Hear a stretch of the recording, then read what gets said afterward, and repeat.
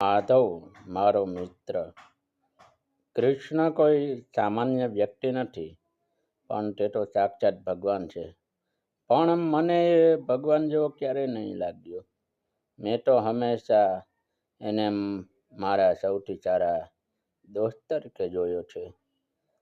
એક એવો દોસ્ત કે જેણે ક્યારેય પણ મને એકલો છોડ્યો નથી.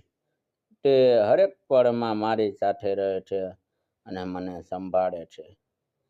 મારી હસીમાં, મારા રુદનમાં એને મેં મારી સાથે અનુભવ્યો છે.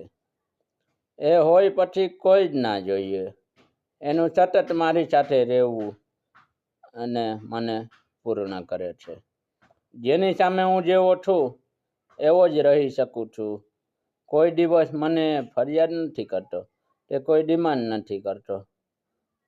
એટલે જ હું કહી શકું છું કે હે કૃષ્ણ, તું મારા માટે ભગવાન નહીં, પણ હંમેશા મારો સૌથી સારો મિત્ર છે.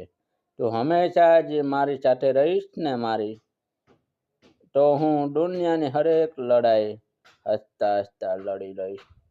રાધે રાધે. જય શ્રી કૃષ્ણ.